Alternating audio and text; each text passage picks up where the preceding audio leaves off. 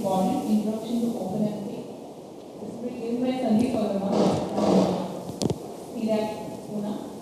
Sandeep is a senior technical officer there, and he works on optimizing code that users will optimize their code on a lot of different applications and platforms. So, hi everyone. So we will see about one of a widely used parallel programming model, which is OpenMP. And some of you are already aware of OpenMP, and many of you are not aware. So we have hands-on on it also. So it's most of the thing which we are seeing in the talk. So we'll cover in hands-on also. So please do interact whenever you feel like you have any doubts and all. So this is a good example of parallelism. So it's about Formula One race in which the race car, they have to be after a few laps, they require changing of tires, they require some wing reassembly or some repairs and all. So it has to be, and that time is also counted in their lap time. So they have to be, it has to be done very quick so that the car can have better total race time. And so it has to be done in parallel. So the crew members are ready beforehand, and as soon as they will signal the car to reach a point, and they'll do it in parallel. And so some of the task has to be cooperative, users, they have to exchange tools among themselves, or the crew members, they have to exchange tools among themselves and so on. So it's a cooperative parallelism, you can say. Okay, so the contents that we'll cover is some general concept. Then we'll see what is OpenMP, OpenMP programming and execution model, some OpenMP constructs, so which we are going to use in our parallel programs in our hands-on sessions. And so throughout we'll be discussing some techniques, some concepts. So we'll see how they are applicable for our hands-on sessions. Then I'll also talk about data locality, granularity of parallelization, and domain decomposition. And then we'll conclude with advantages and disadvantages of OpenMP. Then lastly, I have some references. Okay. So here we have a single core processor, though it's no more available. It was generations back such model was available. Now all we have is multi-cores. So in single core, as you can see, this CPU would talk to memory, so it will get data from memory. And in similar way, in multi-core also, so many cores, they are attached to a memory pool, and they'll get data from the shared memory. Now, when we run a sequential program, so let's say my sequential code is running on one core. So it won't be able to make use of multiple cores, even though they are idle. So if I have a long-running job, so some of you had questioned also, if you have serial job, how will benefit from HPC machines or parallel machines? So by default, we do not benefit from that. In fact, it may be the other way around. Performance may slightly degrade also on that system. It can be because of on multi-core environment, you have lesser frequency cores because to maintain the power envelope of the chip, CPU chip. And so earlier, like we used to see the frequency scaling and they could get on to like 4 gigahertz or so on. Now we are seeing that frequency they are like mostly 2.5 gigahertz or so. That's because we are going for more parallelism. So a single threaded job would not benefit much from that. Okay, so we'll just have overview of process and thread. We have covered in the morning session also, first session, process and thread. So it is important because in this talk, we'll be dealing with multi-threading or multi-threaded programming model. And then later on in following days, we'll be dealing with process level parallelism. So how like multiple processes, they can be executed in parallel. So process is an executing instance of a program, and it has independent memory space. So whenever like a program spawns, it has its own memory space, which is logically isolated from interference by other processes. So they don't have direct access to other processes' memories, even though the memory is physically shared. Thread is a subset of a process. It's also called lightweight process, and it allows faster context switching. So why is it lightweight? It's because it shares most of the resources of a process to which it belongs to, and it has some private space like its own stack and so on. But most of the things it shares from process. So what happens when you have to say I have two threads and they want to time share a given core. So when one thread will be preempted from a core, its context would be not big in size. So it can be faster saved, and another thread can be scheduled on that.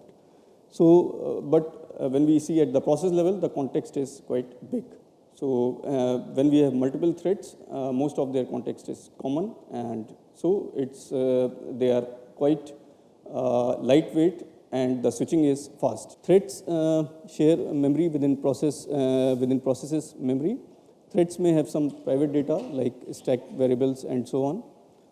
And they have independent execution stream also, because of which concurrency is possible with threads. So multiple threads within a process, they can be spawned across multiple cores. So we can make use of multi-cores with multi-processes, multi-threads.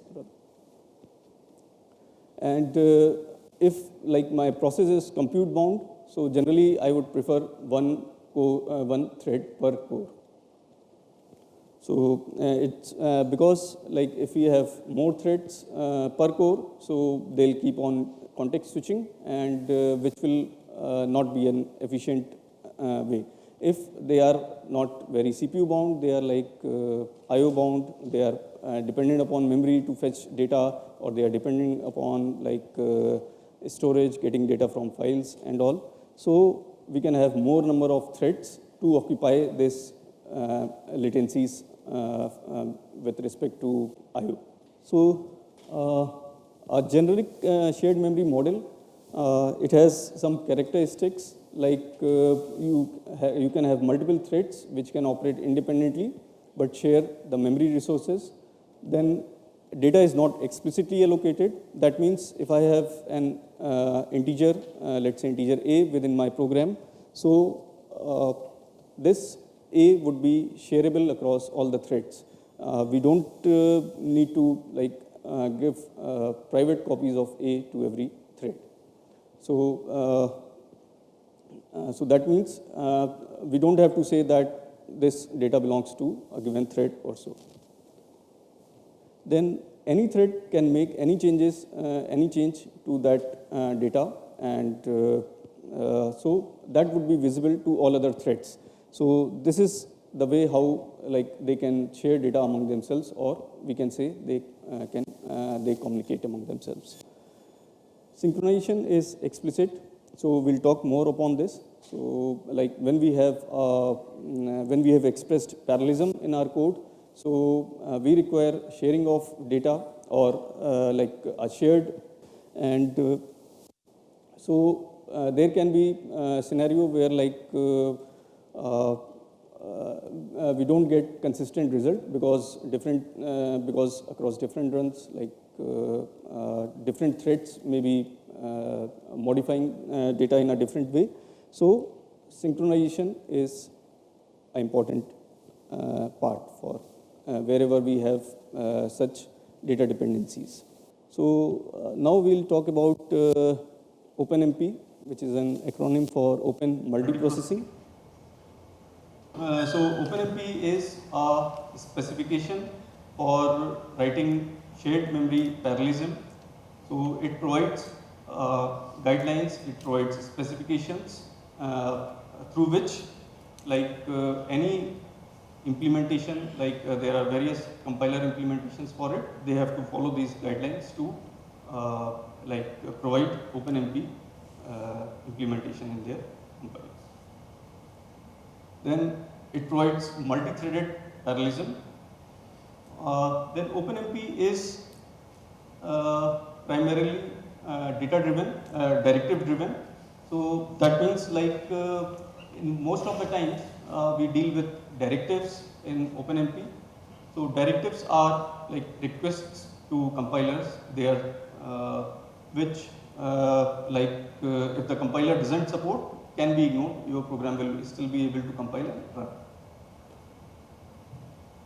So it's kind of annotation to your source code, wherein you say that such parallelism exists in the code, and through that the compiler will behind the scenes it will perform certain changes in our code and to make it parallel as per our directives.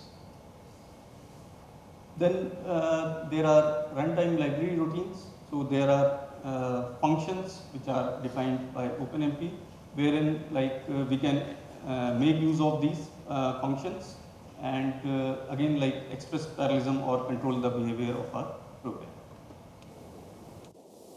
Then we have environment variables. So environment variables is like once we have compiled our program, so we need not recompile it. But let's say I'm running my OpenMP program with 4 threads.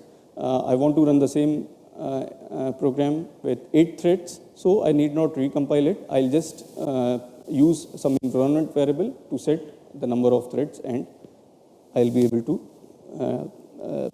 use those threads. Okay, so this we have, and it's easy to create multi-threaded programs in C, C++, and Fortran. So OpenMP provides specifications for these languages.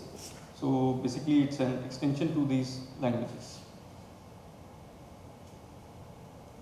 So why should we choose OpenMP? It's portable.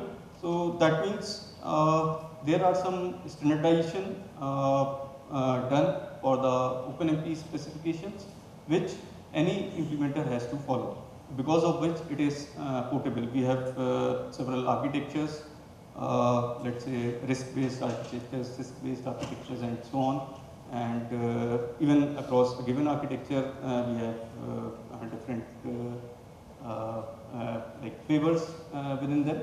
So, and then from the compiler's perspective, how they are implementing. But once we have written a source code, we want to be assured that it should behave in the intended manner on any given architecture with any given compiler or environment.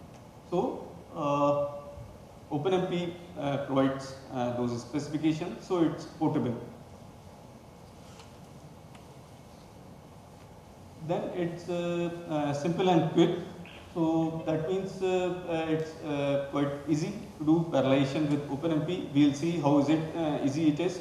We just have to use certain lines of code, certain directives, and our code is would run parallel.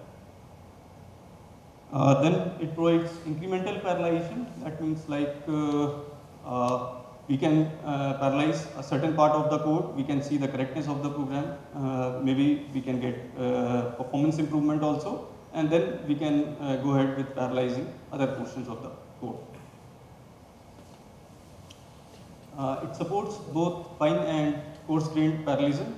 So fine-grained parallelism is like loop level parallelism. We know that most of our computations, they happen in our iterative loops, and so they are like the major source of parallelism, and they come under fine-grained parallelism. That is, we parallelize loops and we get parallelism. Then there is a coarse-grained parallelism. I will discuss in the later part of the talk. Then OpenMP provides a compact API, and it does not provide automatic parallelization. So user has to explicitly write within the code to have it have the code parallel with OpenMP. Now this is what organizations, they are part of OpenMP ARB. So there is a architecture review board for OpenMP, which is across academic organizations, government organizations, and industry. So there are several organizations involved in it who collaboratively they define the standard for OpenMP. And then many of the OEMs, like original equipment manufacturers, they provide their own implementation of OpenMP. So that's because they know their hardware best and they can fine tune the OpenMP to perform best on their hardware. Then we have some popular implementations from GNU, then Intel. So mostly we'll be using Intel in our session because we have Intel hardware. We also have GNU on the system, and we also have PGI compilers on the system. You may use it anytime. Then there are other implementations also. So here we have the history of this OpenMP releases. So it was started about 2 decades ago, and currently we have OpenMP 5.0 release. And the compilers would catch up with these releases, like whatever specifications are provided in these releases. So they would catch up with this releases at their own pace. So here you can see the latest GNU compiler. It has partial support for OpenMP 5.0 and so on. Okay. So OpenMP execution model. So as we can see in this picture, that there is a single thread which we call as master thread. So you can consider it as a process. So this is basically a process which can also be called the master thread. And now when we have some part of the code which can be made parallel, which we feel is compute intensive and it can be made parallel. So we'll use OpenMP constructs to parallelize that part, and then we'll have a team of threads which will work in parallel. So having just team of threads doesn't parallelize our work. We have to actually allocate work to the threads. So then only, otherwise they'll be redundantly doing the same computation as in the serial code. So after that, we can have synchronization. So there is default synchronization, and we can do away also with that if our parallelism permits it. Then again we'll have the master thread, and again we can have a new parallel region with same or different number of threads. So this kind of model is called fork and join model. And the master thread, so that is always part of the team, and it's always there. So some basic syntax for OpenMP. So this is how, like in C or C++, we'll write our OpenMP annotations. So it starts with Sentinel hash pragma OMP, and so this is called directive. It's directive to the compiler. If the compiler say doesn't support it, or if he doesn't compile it with the required compiler switch, so like this will be ignored and our program will run as it would run in serial fashion. So then we can give several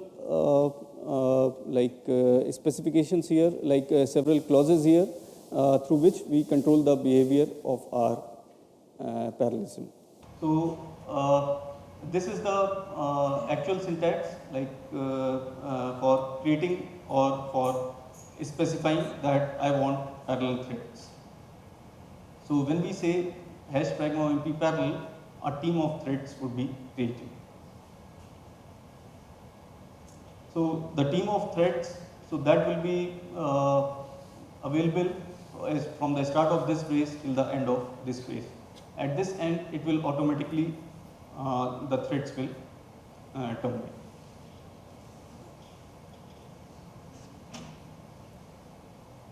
So when we have a team of threads, so they have a unique identifier associated with them, which is called rank. So this is required to have task parallelism, or to have allocation of work based on the rank of the threads. So we want to identify them uniquely, and there is a unique integer starting from 0 associated with every thread, and it's contiguous till the number of threads minus 1. So here we have the parallel directive for Fortran and C. So Fortran, so this is just like 1 or 2 slides I'll have on Fortran. Then we'll mostly be talking about OpenMP thing. But the same things, the same constructs would be applicable in Fortran also, maybe in just slightly different syntax. So we can have multiple parallel regions, like this is one parallel region, then we can have another parallel region, and so on. So how do threads interact among themselves? So when we say we have a parallel region, let's say I have a problem, I want to compute sum of n integers. So let's say I divide this n, this summation problem into smaller parts, and I give some subset of elements to every thread, and they do their partial summation. And finally, I have to aggregate the result. I have to sum all their results, right? So there we need to have data from every thread. So we'll require some kind of communication or interaction among threads. So threads, they read and write shared variable. This is how they would communicate to each other. So a given variable which is would be shared by default across all threads, and through proper mechanism we will make use of this variable among different threads, and one thread which has affected some modification to a variable, that would be visible to other variable, and this is the way they interact with each other, share their partial values. But if we have a race condition, that means if multiple threads, they are competing to update value of a shared variable, so it can lead to inconsistency. It depends upon the relative speed of threads. Let's say I have 2 threads, and one thread wants to make value of A as 100, another thread wants to make value of A as 200. So depending upon which thread executes last, so that value would persist. So in our serial program, this was not intended, right? We would have wanted a deterministic result from a serial program. But here it would depend upon like whether thread 0 or thread 1 is executing faster, who executes it last. So this leads to race conditions. We need to have some synchronization mechanism through which we can like have a consistent result. We can have the desired or the semantics of the serial program maintained in a parallel program. So with synchronization, we can like handle this dependency, but they are expensive. We'll see in our parallel programming that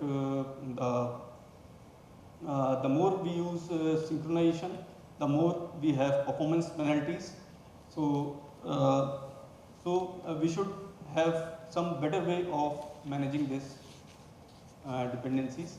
So one of the way is changing data storage attributes, like instead of having shared model or shared data, we can have private data. And that also improves our cache use. Because if we have a shared data and that is modified by different threads, so what happens that each thread possibly would be allocated to different cores. Each core will have their private caches, and they would have a copy of the shared variable in their cache memory. And if one thread modifies it, so because of cache protocols, so the copies for other threads will be invalidated. So again, they will have to fetch it from main memory. So there is a concept called cache coherency, which is there.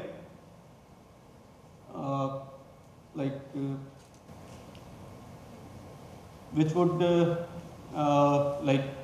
whenever there is a modified, which would keep track of the copies of shared variables available across caches of different cores. And if any modification happens at one place, so it will invalidate, so that if the other core they try to fetch it, they'll have to again get it from main memory. But one of the problem with that is that cache coherency, that is not maintained at atomic level. So that means if we have faster executing threads, so we may end up with race conditions. So there can be scenario where two threads, they are able to modify it at the almost nearby cycles, CPU cycles, because that is not maintained at atomic level cache coherency.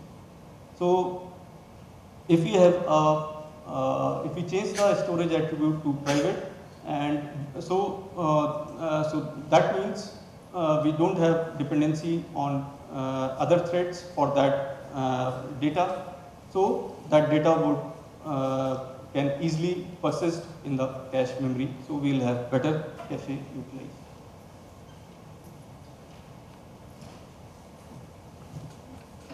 So OpenMP is broadly, it provides these extensions for parallelism, for expressing parallelism within our program. So it provides parallel control structures, which we have seen, like with hash OMP parallel. Then it provides work sharing constructs. So how we can divide our work. So it can be data parallelism, it can be task parallelism. Then we have data handling, where we manage the shared or private scope of the data. Synchronization, we have talked about, we have to, wherever there can be race conditions, so we have to synchronize our data. So we have constructs for that to handle the synchronization part. Then there are library functions and environment variable, to which again we have control of the OpenMP package. So these are some of the constructs, though the list would be quite comprehensive, but will be touching upon only the few major constructs, and most of the parallelism or most of the performance from the code can be extracted using using these basic constructs in our program. Parallel region we have seen. Then there is a work sharing construct, which like if we have a loop, so we can distribute iterations of that loop among threads. So if we just put OMP for, so my loop would be distributed across the available parallel threads. Then sections, it provides task level parallelism. So let's say I have different tasks, different functions within my program, and so I want these different functions to be run by different threads, so I can make use of sections.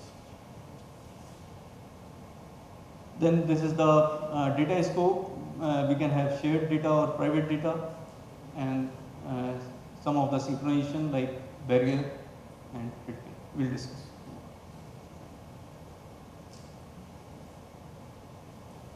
So here we have a for work sharing construct. So if we have a for loop and we know it takes time, so we can add OpenMP directive to that, and my for loop will be parallelized. So we have to just say hash pragma OMP parallel for. And the for loop should immediately follow this directive. Then only it will compile, otherwise it will throw compiling error.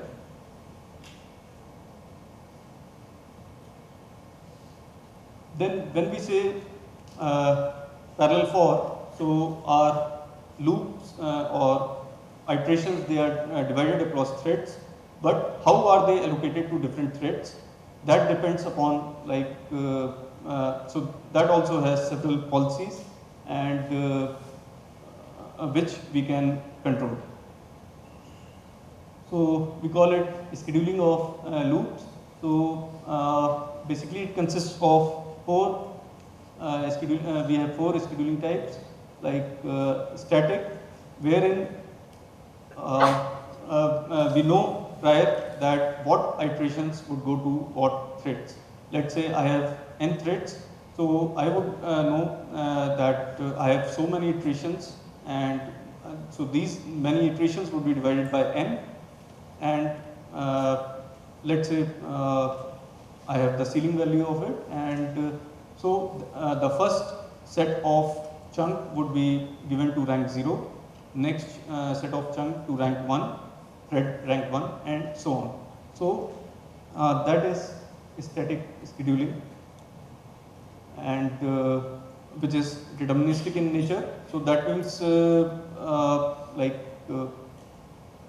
even when we run it multiple times, we'll see with the same number of threads and iterations, we'll see that the same ranks are picking the same iteration within the loop.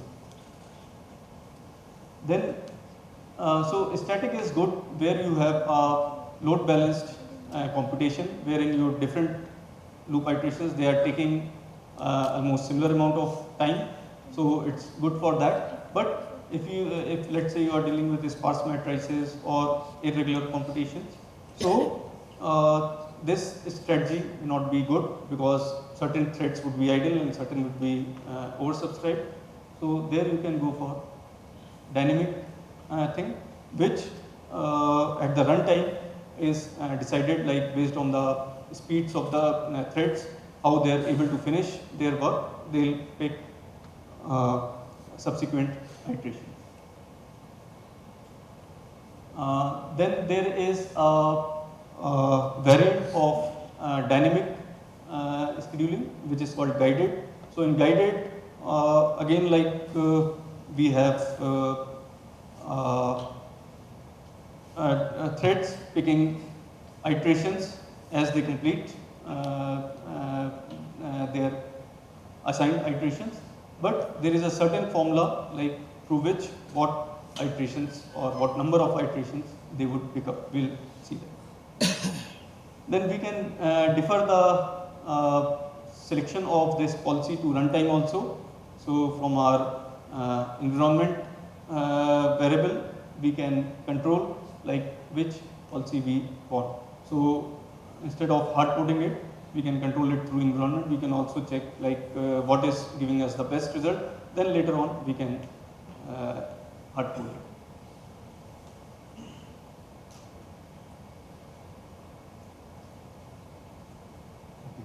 So static schedule. So this is a work sharing construct for loops. So when we say parallel for, so after that we'll give schedule. If you don't give it, so compiler will by default take this as static. It will do it, but the way the compiler would do it is generally like all my iterations, they will be divided across the number of threads, and whatever chunk comes per thread, so it will be allocated at one go to all the threads. So we may not want it that way due to performance reasons, like we have a lot of shared data, and so if we are dealing with big amount of data at the one go, so that may not be good for our cache utilization perspective, right? For better cache utilization, we always want to stick to a smaller data set. So we would like to assign our computations or adjust our computations such that it tries to exhaust a smaller data set with respect to computations. Then it would use the other data sets.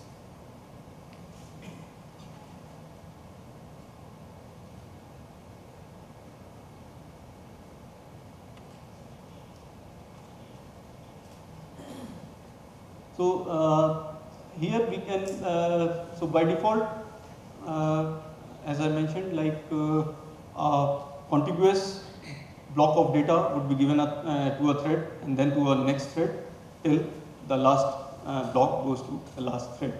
But we can have control over that through by setting this to some value. So that many iterations would be allocated per assignment. So whenever new assignment happens, assignment of loop iterations to a given thread, so it will happen in value of this chunk. So it will happen in this chunk.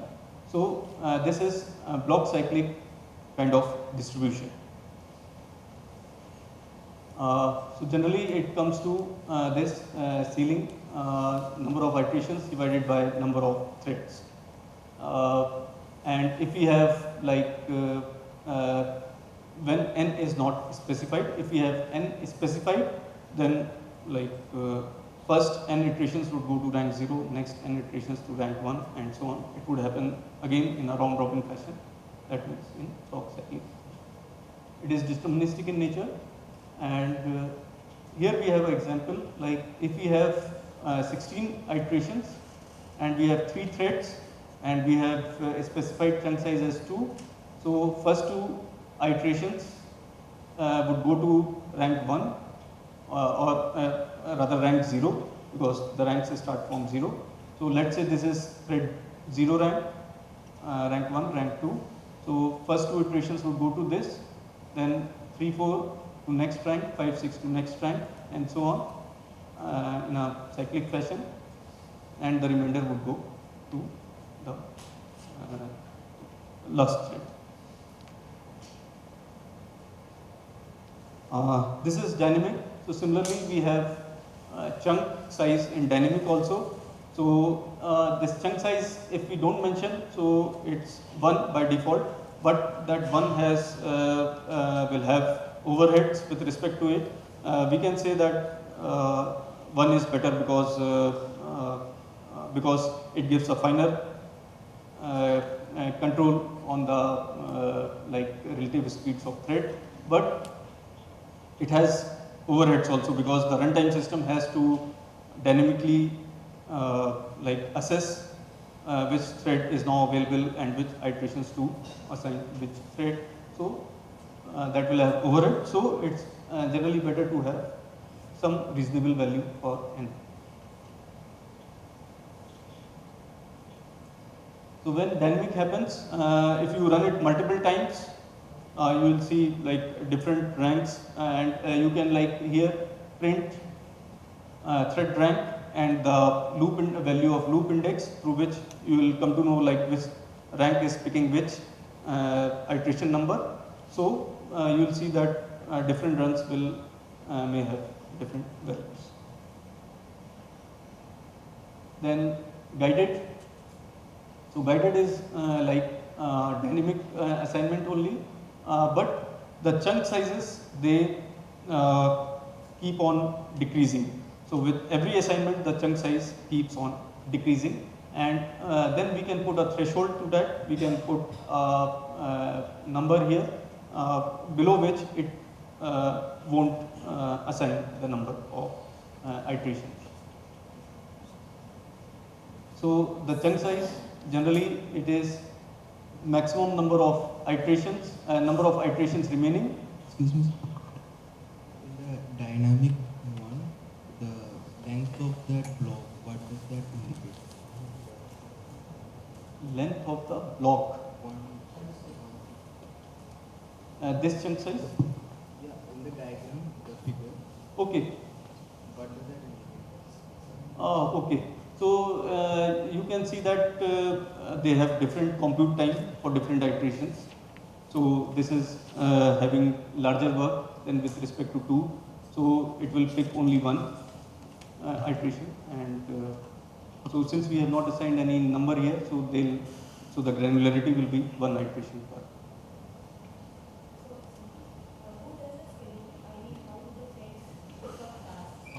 So that is in case of dynamic. In case of dynamic, you mentioned that the thread pick up the. So that is the runtime, OpenMP runtime implementation.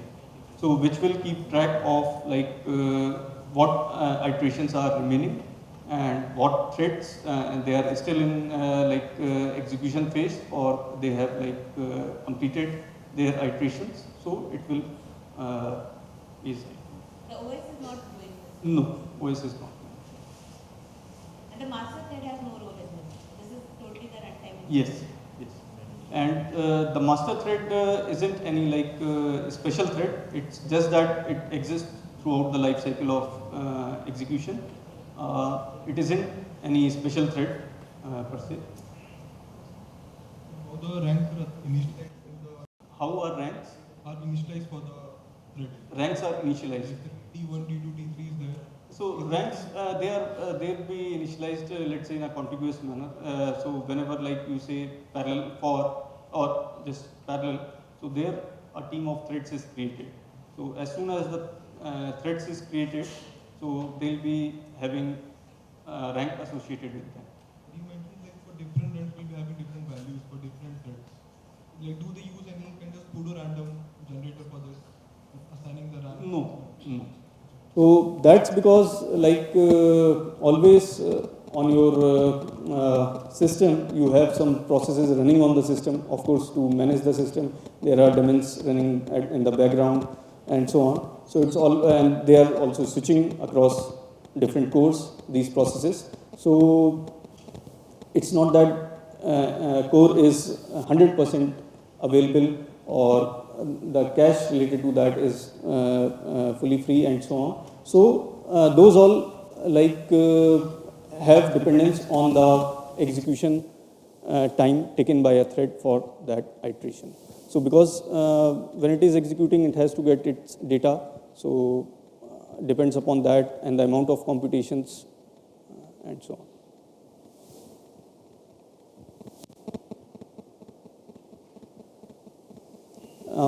Then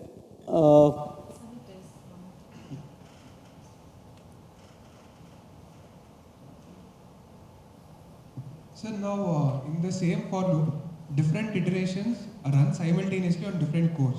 Is Yes. that right? Yes. So if there is a data dependency between two iterations, how is that managed? That we'll see. We'll see.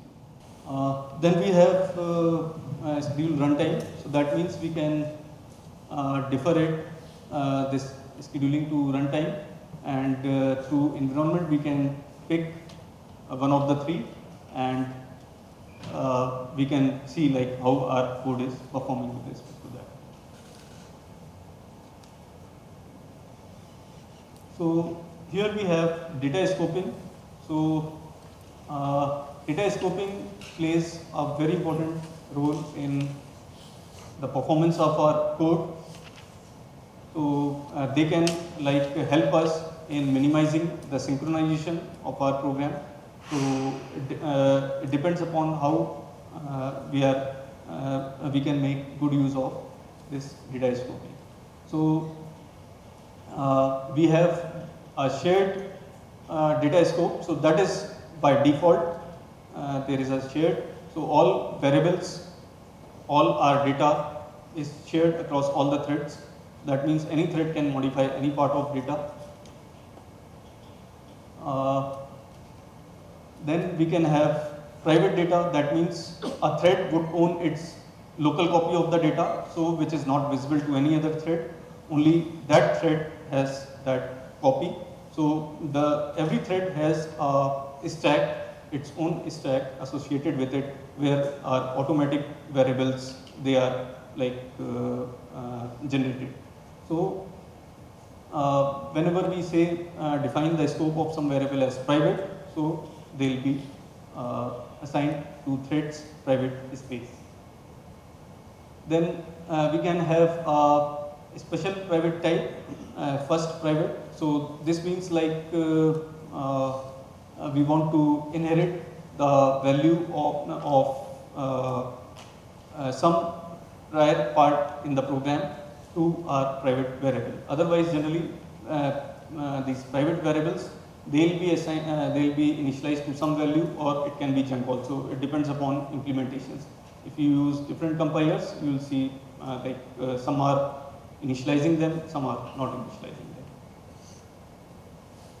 And then last private, so we'll see in the later slide, and default also we'll see. So in shared, we have data shared among the team of threads. Each thread can modify any data, and so because of this shared nature, the corruption is possible. That means there can be race condition, two or more threads they want to simultaneously update a shared variable. So that can result in unintended output. So it is user's responsibility to maintain the correctness. So this provides shared clause, it provides us the simplicity of programming, but it also poses risk to the unintended sharing of data. Then private clause, this is how we can define data or variable as private. So here we have a variable named KID, and we are making it private. So when we say private, so as soon as this is encountered, so local copies for every thread will be created in the memory space of the process. So every thread will have its own copy of KID. So let's say I want to get the rank of a thread. So this function just gets the rank of the given thread, and so rank is definitely unique for every thread. So it cannot be a common value. So it has to be private.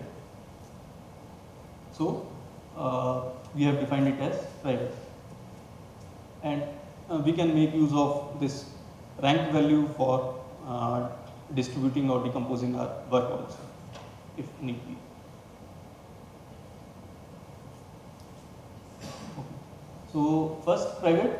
So first private is like a private. Again, every thread will have its own copy, but like private or in the this case, PID, it was not having any predefined value, or it can just have 0 or something if the compiler initializes it to something, but it will not have user defined defined value. But here, if we want to inherit the value of in B from the previous part of the program, so we can say it as first private. So it will value would be initialized to this, right?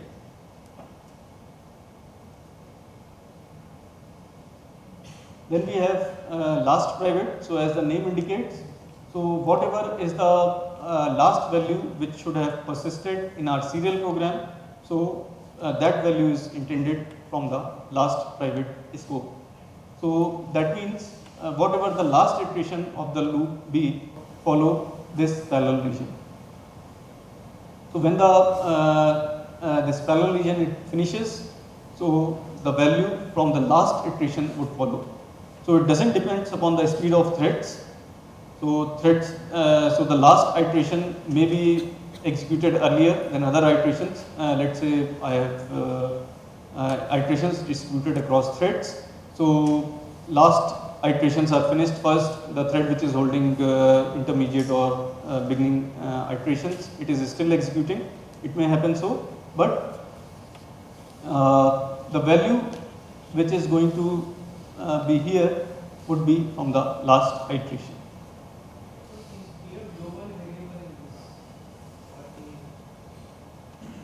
A is a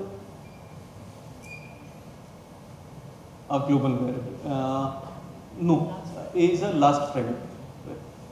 Last private.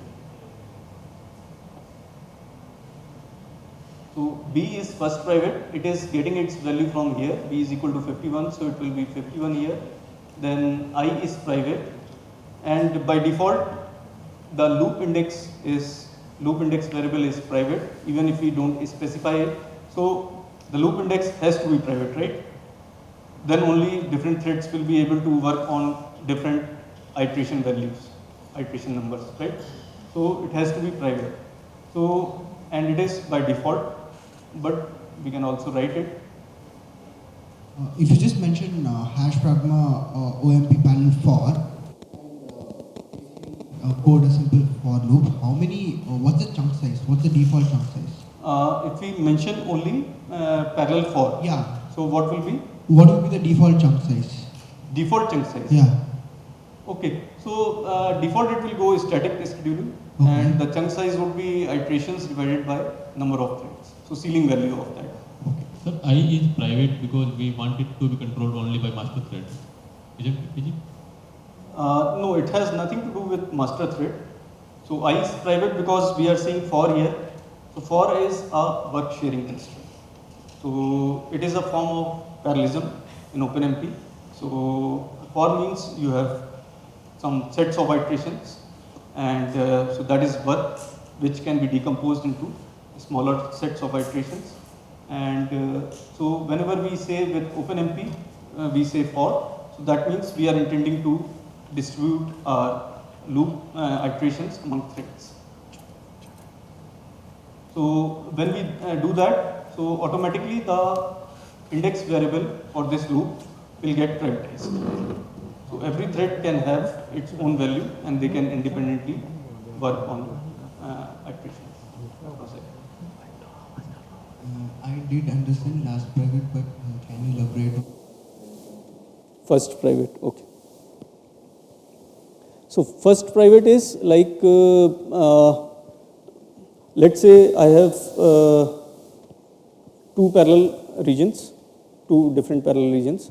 One parallel region is generating some output, some partial output, and that output, that value would like to get in the next parallel region. And so in the end, again, like we'll be using that value, but we also want to have it private, because say we have some data dependency conditions, and we want to avoid that. We want to have private scope. That will be clear. Data dependency will be clear in later part. So in that case, we want to use the value of which was there before the second parallel region, right?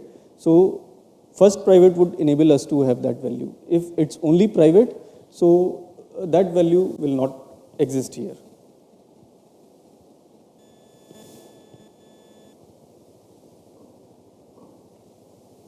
So we can set default data scope also. So whatever we choose, like if we choose private, so by default all variables which are present inside the parallel region, they will be treated as private. We can have them as shared, we can have them none. That means there is no default scope. We have to explicitly define each and every scope for each and every variable. So this is like the most safe way. So wherein we have to explicitly define for every variable like what scope it should have. If you don't give anything, so it's what is it?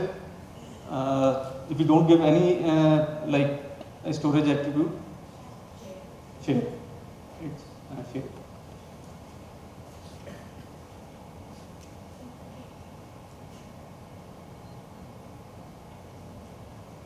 So there are some more clauses, parallel directives.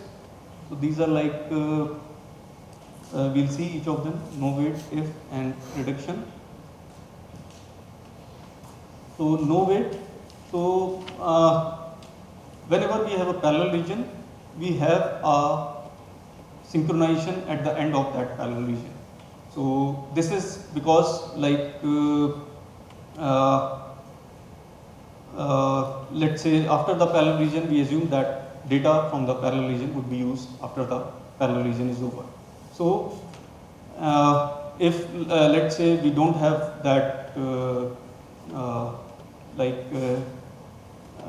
wait at the end of the parallel region, so what will happen if master thread, if it comes out of it parallel region, so it may have some value which is an intermediate value. That value was still being worked in the by other threads in the parallel region, but master thread has come out of it and it's going in the later part of the code.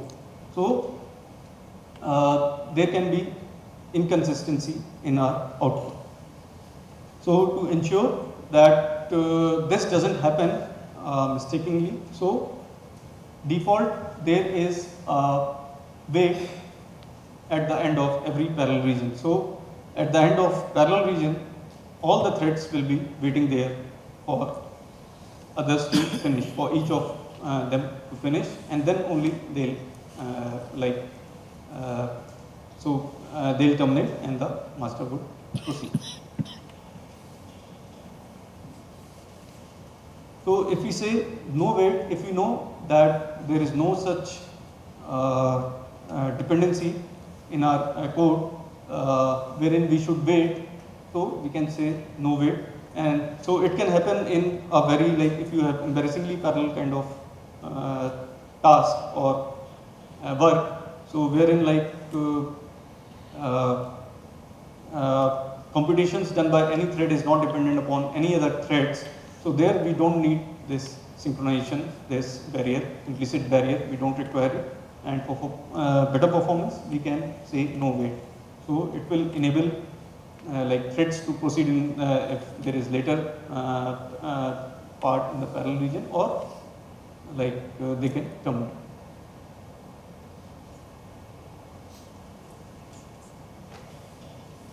If clause, so if clause is there, so it takes a call whether a particular region has to be made parallel or not. So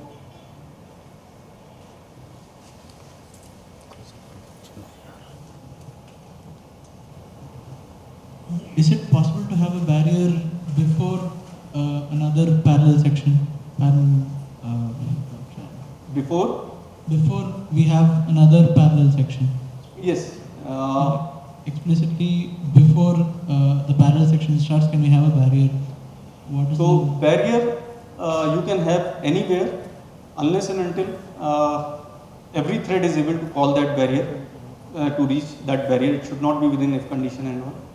And secondly, it has to be within the parallel region. So unless the threats exist, we cannot have barrier. Okay.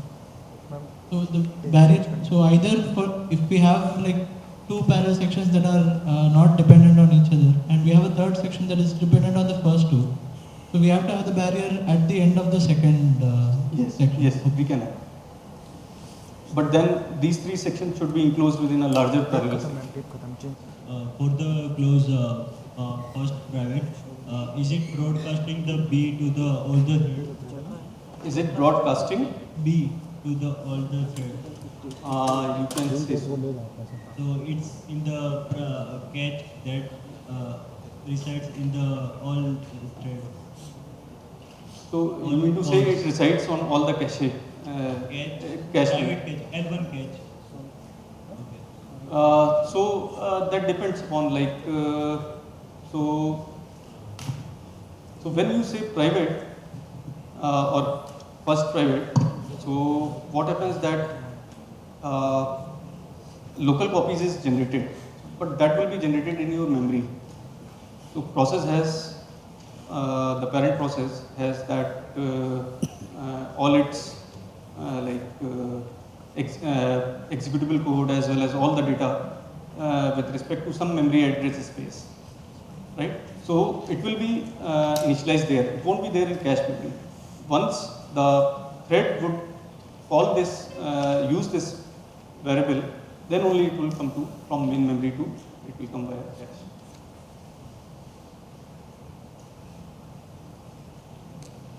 So we can have several parallel regions. If some of the parallel region like can have different workload, like a smaller workload, which is dependent upon like some conditions. So we can have if condition to that, because we cannot say that the more we parallelize, the better we'll get, because it depends upon the amount of parallelism also, amount of work also. If a small amount of work is divided on large number of threads, so that will have more overheads than the benefits that would reap from parallelizing. So it can even lead to more time than the serial code. So we should be cautious that if certain work is there, whether we should parallelize it or not, or if we should parallelize it with what many number of threads. We can have smaller workloads parallelized with the smaller threads and larger with larger number of threads in a given program. Reduction clause, this is quite useful, and you would see that in commonly used operations like mathematical operations, logical operations, which you want to do across some data elements or some vectors. So this can be very handy, reduction clause. So when we do certain standard computations, we would like to, when doing it in parallel, when data dependency is there, we have to write our own logic and synchronization or scope of data to have that thing in parallel. But with using reduction, we can have it simplified. So for example, I want to add from 1 to n, and so this is what I am doing it here, and the result variable is shared across threads by default. It will be shared, right? But now when I want to do this, so since it is shared, so either we will synchronize this so that different threads don't modify it at the same time, or we change its attribute, data attribute, we make it private or so, something. So rather than doing this, since it's this operation can be reduced or this operation can be combined into a collective operation, so we can use reduction in this. So wherein we say what operation has to be done and what is the operand.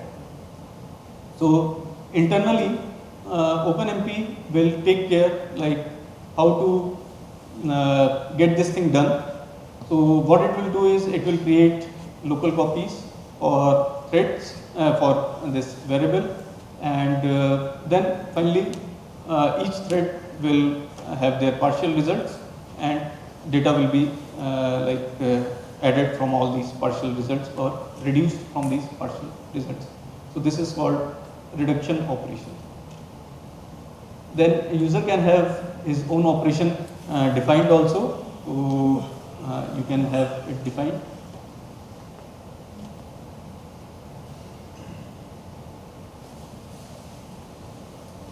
Another work sharing construct is section directive. So section is like kind of, it provides task parallelism.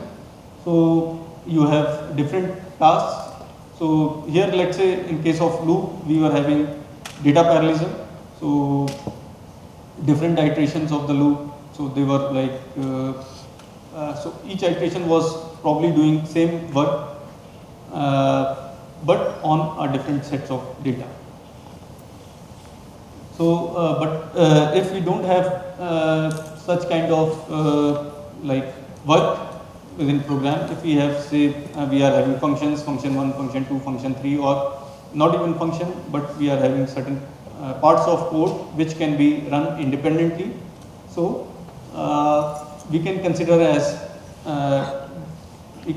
them as tasks, and to sections we can assign these different tasks to different threads. So here we will say OMP sections. So now threads will enter this, and whichever thread reaches this first OMP section directive, so it will execute that part or that block of code which is within this section. And other threads, they'll bypass it. So only one thread will execute one section. Other threads will go past it, and they will, whichever thread comes first to this will execute this, and so on.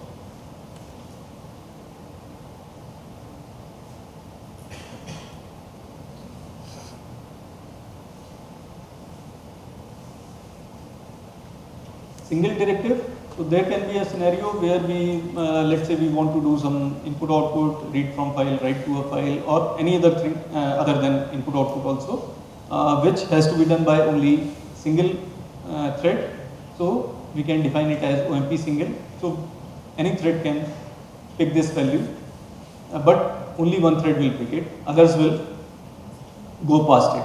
But the single directive also has implied barrier at the end. So here other threads would be waiting.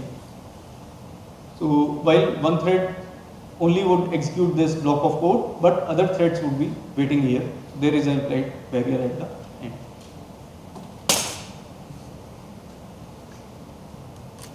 Then OMP master, and so only master thread would execute this part of the code.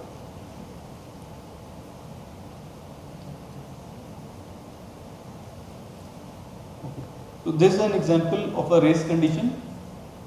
So let's say we want to find largest of a list of elements, and let's say I have we have initialized this max to 10, and max will hold the value of our largest element. So let's say we have n elements, and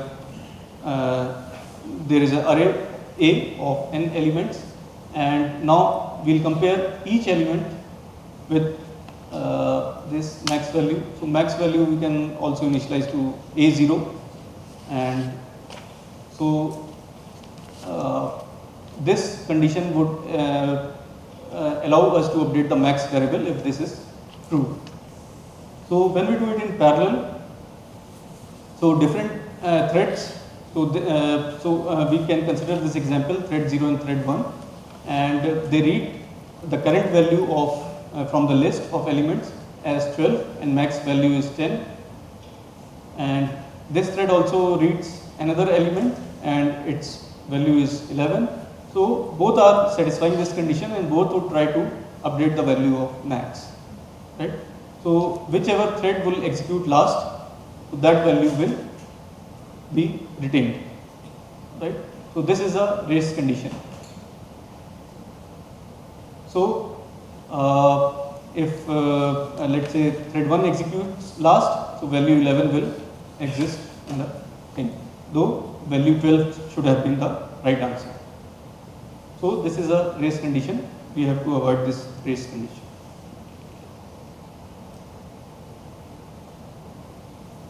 So how we can do this? We can use critical section for this. Critical section is a synchronization construct, and so what it provides is exclusive access to a thread at a time. So whatever region we have specified under critical section, so only one thread will execute it at a time. So no two threads will compete for it at the same time, or they can compete, but only one thread will be assigned to this. But all the threads will take hold of this critical section, and they will come and execute this block of code.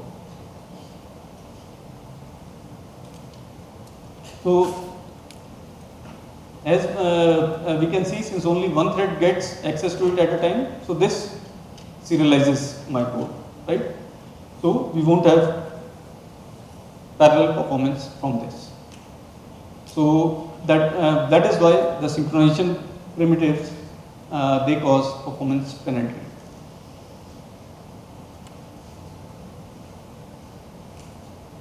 Then there is another synchronization which is barrier.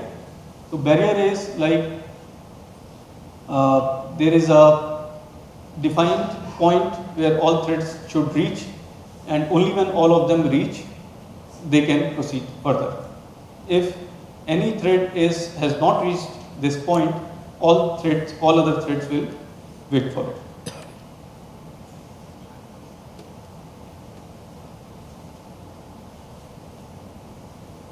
So here we are determining the ranks of thread, and we are saying if PID is equal to 0, we are setting some value of x.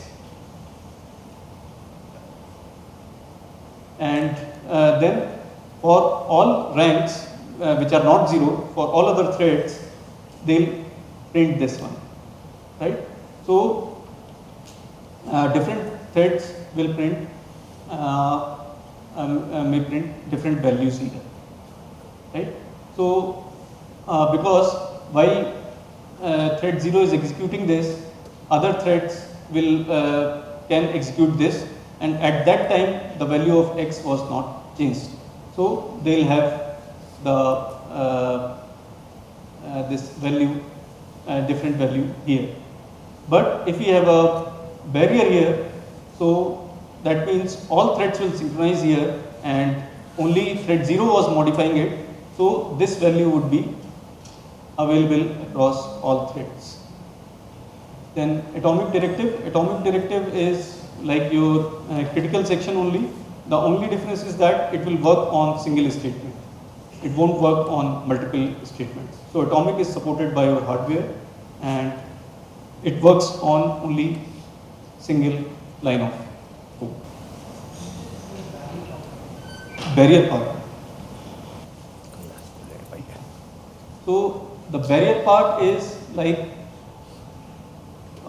you are modifying certain data, and that too by only a given thread, or maybe a few threads are modifying certain data, but we are going to make use of that data by other threads also. So they can have the previous value of the data. Other threads can have the previous value. We don't want that. So it's kind of synchronization that will put a barrier. So barrier will actually flush all the updated. It will kind of do, you can say, cache synchronization, wherein like all the updated values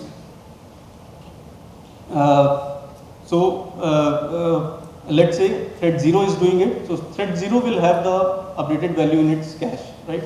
But other threads are having older values, so when we say barrier, those values will be flushed out from there, or that will be invalidated from the cache. So now when other thread wants to access cache, wants to access X, so they'll have to refetch that value from memory.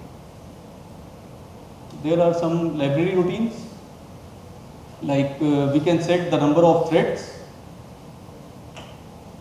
we pass an integer to it, and this is how we can like control the number of threads within our program. And we can give make use of this multiple times. So for different parallel regions, we can have different numbers here. Then we can get the number of threads. We can retrieve this value inside our program.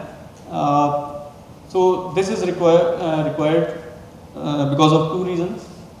One reason is that when we are setting the number of threads, it's not definite that we'll get those many number of threads. So it depends upon the OS whether it is able to furnish that many number of threads or not. So let's say we are requiring, so up to a reasonable number, generally it will always furnish. But if we are requesting large number of threads, it may happen, or there are multiple users each are requesting thread, it may happen that it may not be able to give that many number of threads. In that case, it will give fewer number of threads, and so we won't have this number, we will have some different number which we want to get in this. And secondly, most of the time we generally don't hard code within the program how many threads we want. We keep it for environment variable, we set it to environment variable, depending upon, like, we have a compiled code, and depending upon how many cores we have and so on, we will decide the value that time. So within the program, we don't know like what will be the number of threads, so we can get that value through OMP get num threads. Then we can get the rank of any thread. So this is sometimes useful to get the rank of threads, based on which like we do certain operations.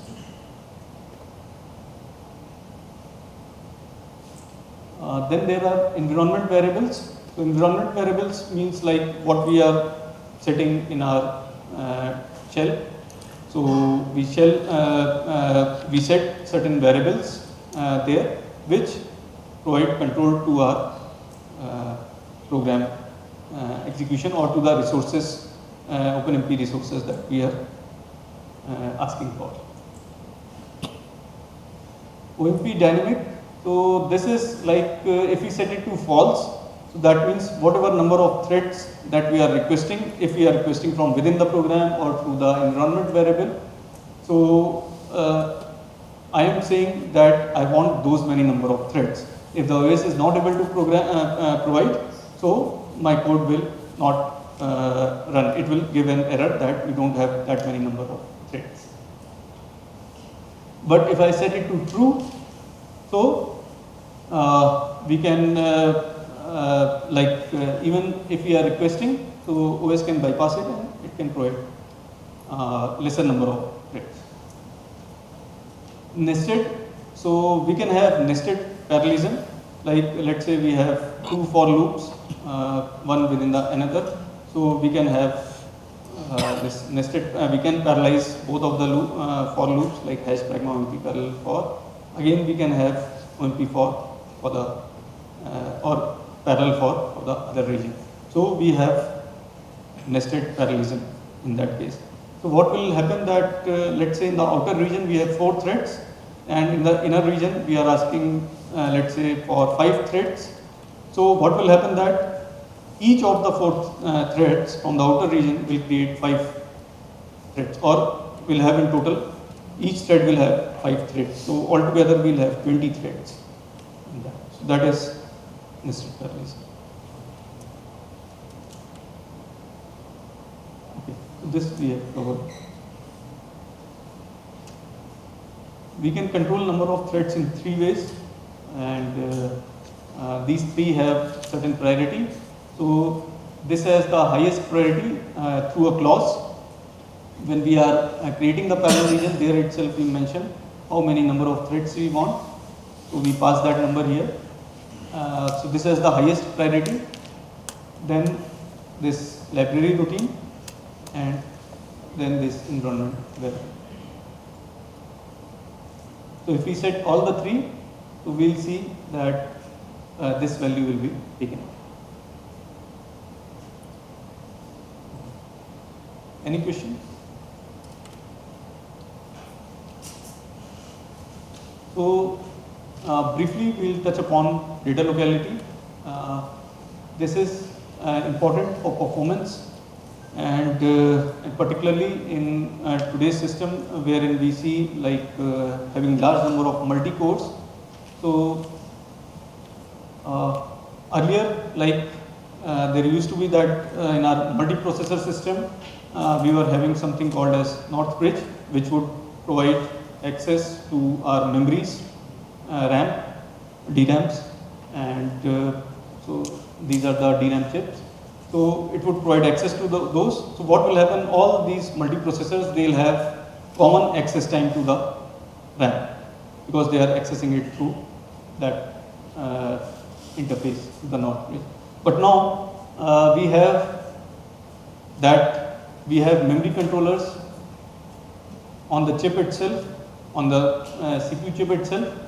So what happens, these memory controllers, they talk directly, they are directly connected to the lane which is connected to these DIMM modules.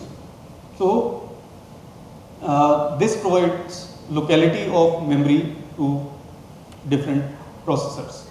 So this CPU can be multi-core, it can have several cores within it. Again, this CPU can have will have multiple cores and so on.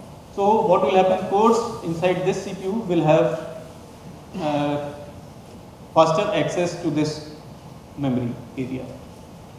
If they want to access memory area of this, so they'll have to go through this controller. So it will come like this, and it will have slower access to that. And similarly, there is a crossbar switch which is connecting different processors. So that means we have different access time for different parts of the memory. So now when we have a program and we initialize our data and then we parallelize our work. So what happens that we generally don't have data locality in our parallel program. That is because, let's say my master thread begins the program and it initializes an array of elements. So master thread, let's say it is running here. So it will assign, it will occupy the memory address here. So whatever is nearer to it, provided it is available. So this happens at the OS level only because the OS is aware of NUMA, which is non-uniform memory access, and so it will default like enable this master thread or the process running here to have the nearer memory assigned to it. Now when we have OpenMP region, we are creating multiple threads. So those threads will be spawned across all these cores, right, on all the 4 processors. And so what will happen, threads from here will access memory region here, right, because all the data is placed here. Once they have accessed, that data will be available in their cache, but cache memory is very small, right. Whenever like they'll be accessing data which is not present in cache memory, so some data would be ejected from the cache memory, newer data would be fetched And again later when they want to reuse that data, earlier evicted data, they have to get it from here only, right? So this provides a larger latency for the program. So by initializing data, we should try to initialize it on multiple threads at the same time, so that when the threads are allocating it or initializing the data, so they'll have that data placed nearer to them, right? Let's say I have declared an array inside my program. I have said int a100, 100 elements of integer type I have said. So when I compile such program, so I'll be provisioned with that much memory space in my through my compilation.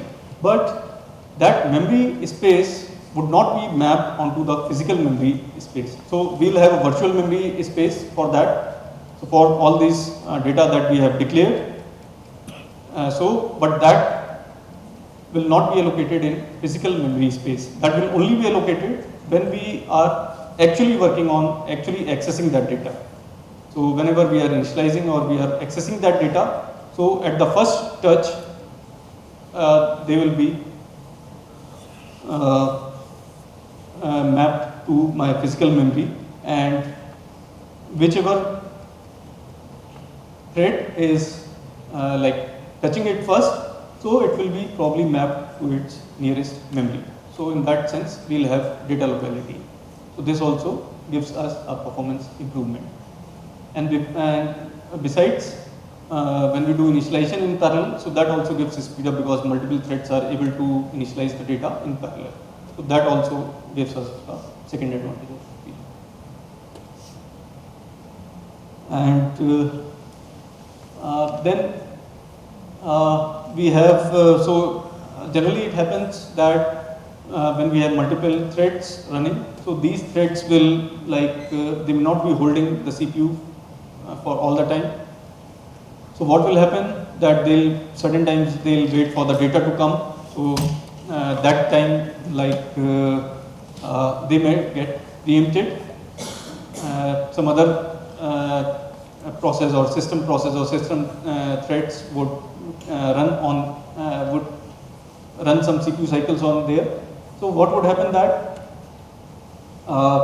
this thread would not necessarily be allocated the same CPU core. It can be allocated some other CPU core later time.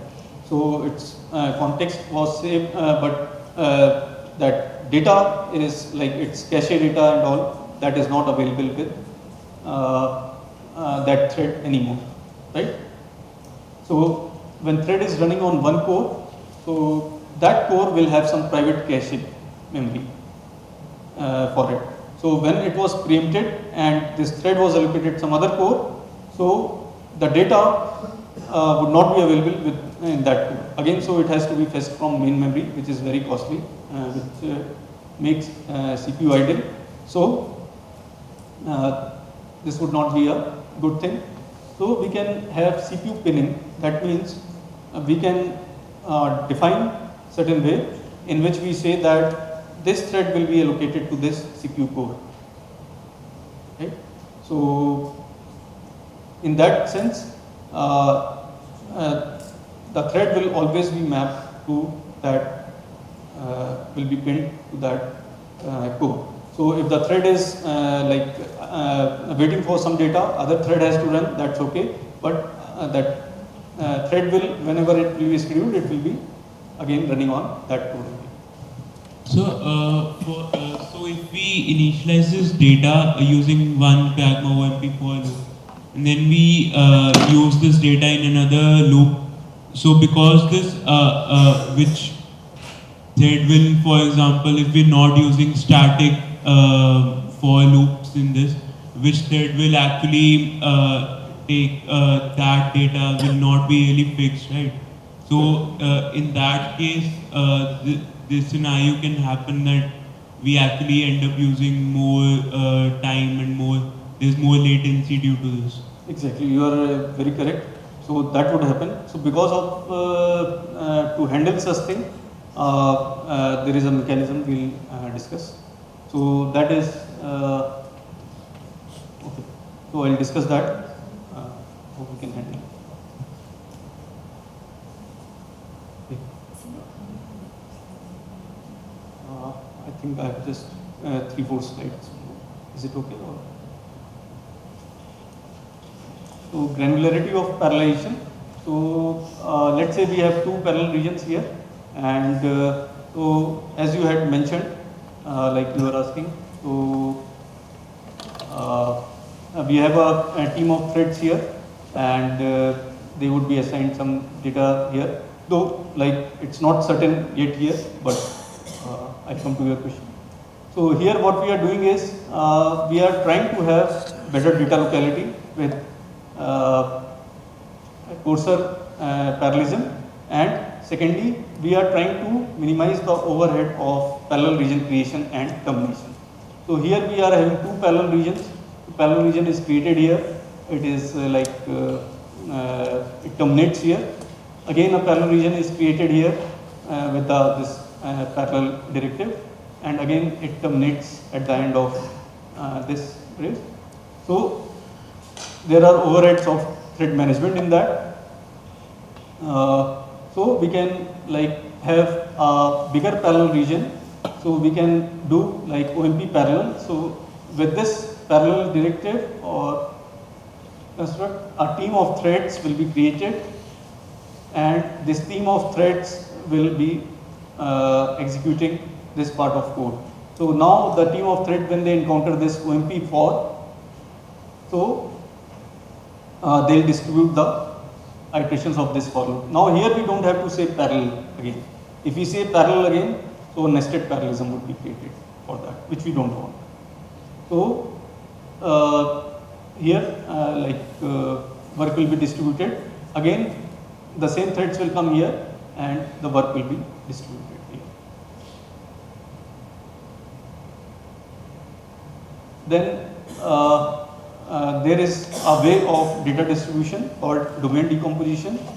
So in domain decomposition, let's say you have a domain, and then you divide or decompose this into several parts for every thread. And why do we do that? Is for data locality. So as you were mentioning, that threads in different parallel regions, thread would migrate, so thread would be executing on different core, and or they can like even if thread is executing on given core, but it may work upon different sets of data, right, across different parallel regions. So here we are defining the sets of region that a given thread will work upon. So we are defining that. So whatever number of say work or iterations that we have, we are dividing it among threads, and then I am creating a start value and end value for the iterations for every thread, and this is the rank of the thread, which starts from 0 to number of n minus 1. So when we when this is computed, so we get contiguous disjoint values for different threads. So let's say we have 100 number of iterations, n is 100, and number of threads is 10. So for thread 0, so the chunk value would be 10. Right? For thread 0, start point would be 0, end point would be this is 0 plus 1, so into chunk, which is 10, so its end point would be 9, so 0 to 9. So 10 array indexes it will work upon, and then we have next thread, rank 1, so it will pick from 10 to 19, next will pick from 20 to 29, and so on. So this way we have data divided across threads, and then these values would work as indices to our array elements which we are accessing. So we have kind of divided our domain across different threads. So here we have some tips for identifying loop level parallelism. We have iterations say from 0 to n. So we don't know whether there is dependency across iterations or not, because if there is dependency, just by simply putting parallel for, that can give us wrong results. So we can run the loop backwards from n to 0 and see if we are producing the same result. So that is one of the way. Then load imbalance can happen due to branching statements. So we can use schedule dynamic for that. Then for less workloads, we can use a smaller number of threads. And then we can have parallelization of initialization of input data. So this will give us speed up because of parallelization, and then it will also give us data locality. Okay. Advantages and disadvantages. So this shared address space, it's user friendly. We can see that just by using a few parallelism constructs, we can parallelize our code, and even very big codes, they can be well parallelized by using these constructs. So it provides ease of programming. Data sharing between threads is fast and it's uniform. So this is with respect to like message passing, which we'll be seeing tomorrow. Then we can have incremental parallelization. We parallelize one by one different portions of the code. Then we don't have to worry about how the threads have to be managed, like in some other threading models like pthreads, wherein like we have to create threads, we have to manage that thread. So a lot of code has to be written for creating and managing the thread itself. Then it is directly supported by compiler. So we'll just have to give certain switch to the compiler, and it is supported at the directly at the compiler level only. Disadvantages are that internal details are hidden. So though it provides a simplistic model, but we don't have very high flexibility with respect to OpenMP. Like other pthreads provide us a finer control of like handling the threads. So they can be efficient, but they can be very complex to manage and code. We have to specify synchronization, so that is an issue. Cannot run across distributed memory, so I cannot run one OpenMP program on two different machines. So it will run only within a machine. So single instance of the program cannot run across two machines. Then performance is limited by memory architecture. So whatever like we have seen NUMA and UMA, so it is limited by the memory architecture, the cache policies and all, how like they are making, because most of the data is shared, there can be issues like false sharing and so on. So it depends upon the memory architecture. Then there is a limitation of scalability of such architecture. So it is because when we have shared data path between CPU and memory, so when we have more number of cores and more paths, so what happens that the traffic for accessing shared data increases geometrically. So as we scale the number of processors and memory, so the amount of traffic it increases multiplicatively. So there is lesser scalability. So just consider that we are using certain synchronization, or at the hardware level, there will be cache coherency mechanisms and other things. So they will be causing lots of overheads here. So because of which the system is not very scalable. Then it requires OpenMP support. Of course, if you don't have a compiler which doesn't have OpenMP support, so you won't be able to use it. Then bigger shared memory machines, they are more costly compared to like you can have a smaller two machines with the same number of cores. So instead of having like 100 cores on one machine, we can have 50 cores of two machines. But of course, my one program will not run on these two. But there will be 100 core machine would be twice, much more costlier than twice the cost of 150 core machine. So this is how we compile it. I will demonstrate it. We have to use with GCC. We have to use this switch -f OpenMP, and with ICC we have to use -q OpenMP.